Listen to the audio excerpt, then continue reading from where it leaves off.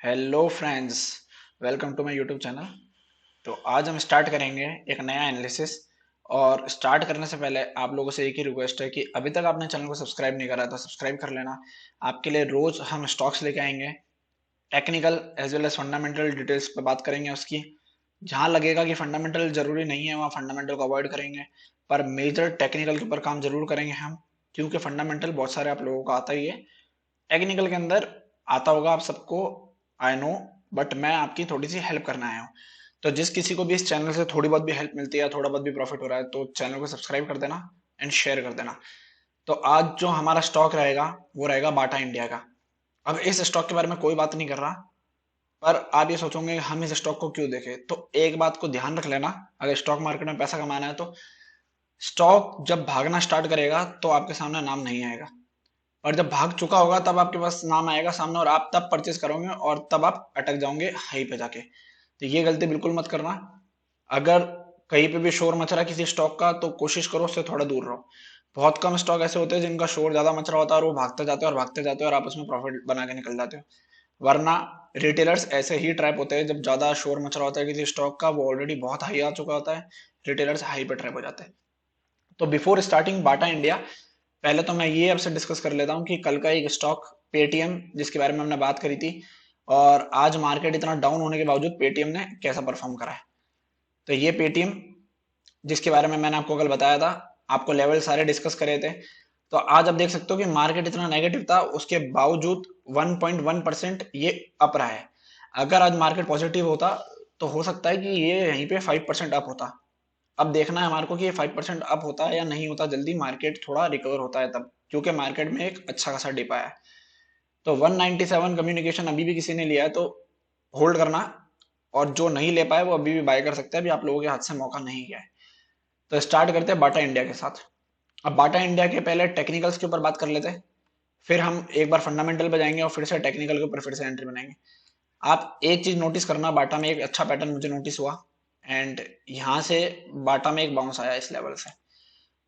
Market ने पिछली बार bottom बनाया था बाटा ने यहाँ, पर आप ये अगर लॉन्ग टर्म का अगर चार्ट देखोगे तो आपको आई थिंक कुछ नजर आ रहा होगा यहाँ से।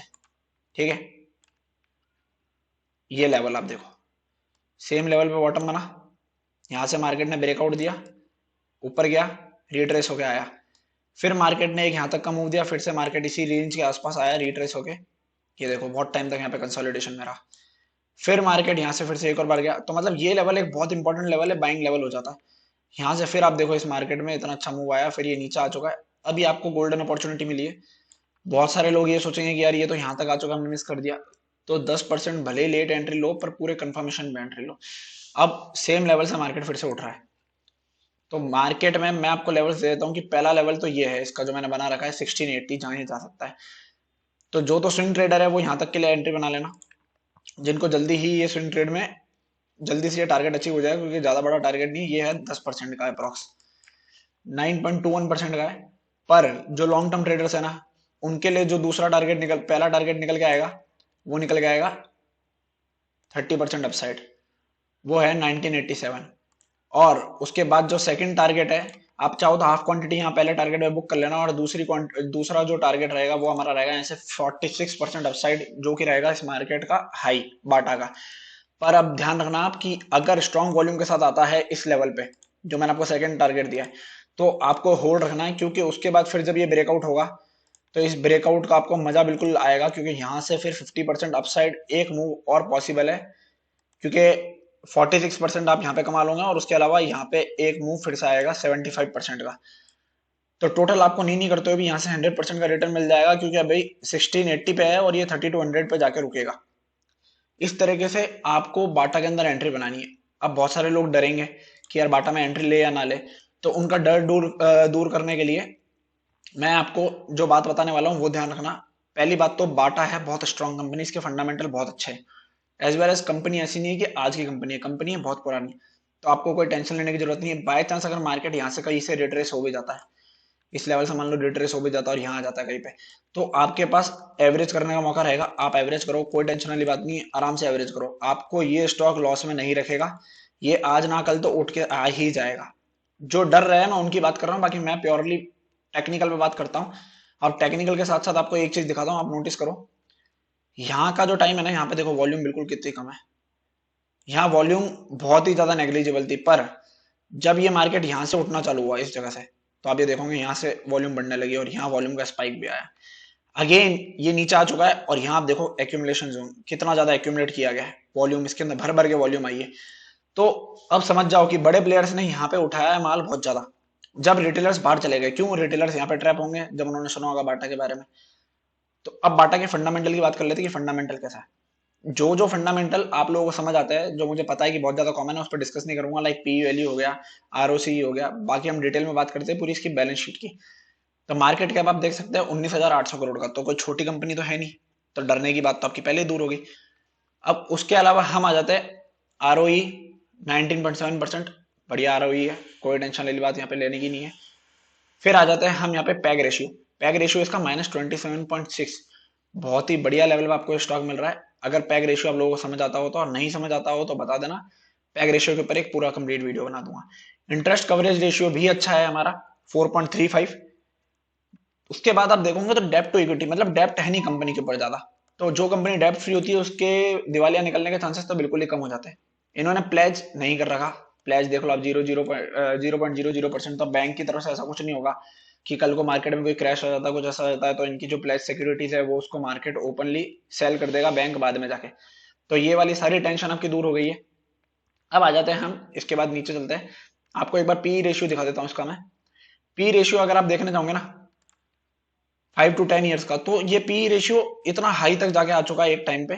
पर अभी पी रेशियो आप देख लो, इसके ओवरऑल हिस्टोरिकल डाटा के साथ आप देखोगे तो पी रेशियो बहुत सही लेवल पे आपको ये स्टॉक मिल रहा है। तो पी रेशियो में आपको कोई टेंशन है नहीं। अब उसके बाद इसके जो कॉम्पिटिटर्स है वो देख लो, मेट्रो ब्रांड है, रिलैक्स है। हम बाटा के अंदर जा रहे हैं अभी, क्योंकि बाटा मुझे कंपैरेटिवली अच्छा लग रहा है। पी रेशियो आप देखो रिलैक्सो का और बाटा का कंपेयर करके देख लो एक बार, फिर ऊपर से मेट्रो के साथ भी कंपेयर करो, बहुत अच्छे पी पे अभी अवेलेबल है ये। अब उसके बाद अगली इंपॉर्टेंट चीज पे आ जाते हैं हम इसकी, और वो अगली इंपॉर्टेंट चीज आपको थोड़ा सा नीचे जाके मिलेगी, यहाँ पे आ जाते हैं हम। अब देखो प्रमोटर का स्टेक इसमें 50% है, तो प्रमोटर भी ऐसा नहीं है कि भाई कि कोई भी आके मैनिपुलेट कर जाएगा प्रमोटर से का।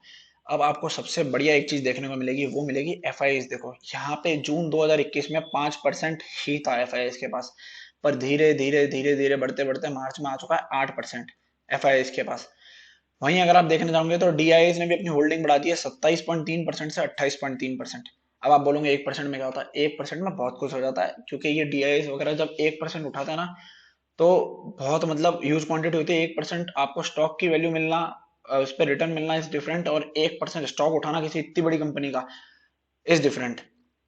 पब्लिक होल्डिंग में आपको कुछ नजर आएगा कि 14.5% की पहले थी जून में, वो कम होते होते होते 13.2% आ गई है, इवन 12% भी गई थी।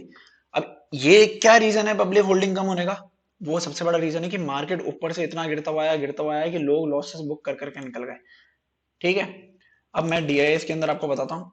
आप एलआईसी का स्टेक देखो, एलआईसी मतलब है पूरा भरोसा एल आई सी को कि ये स्टॉक ऊपर जाएगा, तो 8.5% की पहले होल्डिंग थी इनकी, फिर उन्होंने कम करी 2.9%, 2.9% से उठ के 10% तक इन्होंने पहुंचा दिया इस मार्च मार्च के अंदर।